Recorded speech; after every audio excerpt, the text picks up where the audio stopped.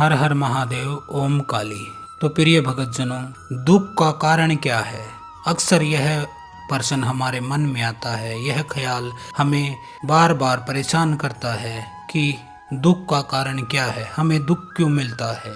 हम पूजा पाठ भी बहुत करते हैं, अच्छे कार्य करते हैं, कोई बुरा कार्य नहीं करते, फिर भी हमें दुख क्यों मिलता है। तो इस सवाल का आज मैं आपको जवाब देने वाला हूँ। तो मित्रों, आमतौर पर दुख को नापसंद किया जाता है।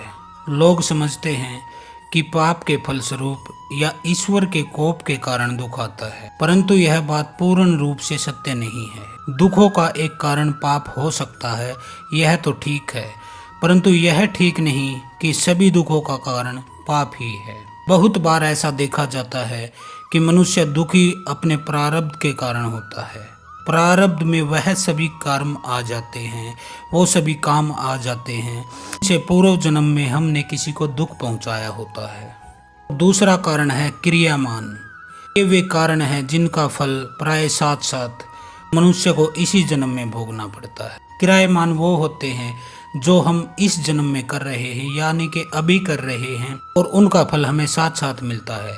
जैसे कि आप अग्नि आपके सामने जली हुई है और आप उसमें हाथ डाल दें तो आपका हाथ जल जाता है, यह परिणाम साथ साथ मिलता है, तो इसे क्रियामान में श्रेणी में शामिल किया जाता है।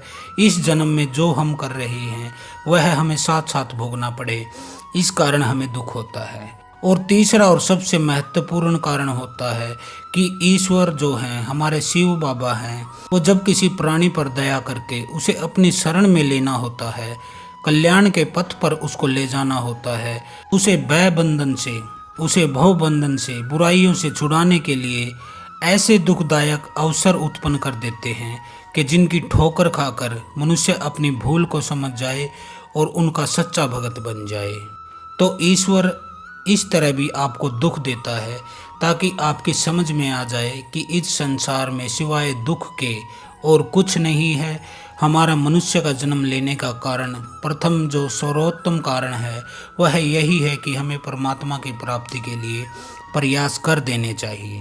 सांसारिक मोह, ममता, विषय वासना का चस्का ऐसा लुभावना होता है कि साधारण सी इच्छा को भी नहीं छोड़ा जा सकता।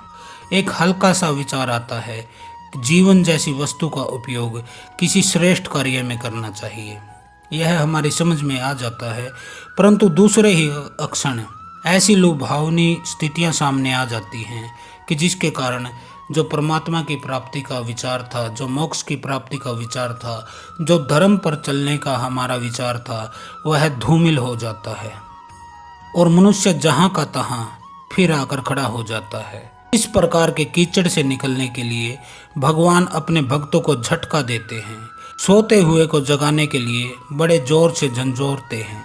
यह झटका हमें दुख जैसा प्रतीत होता है।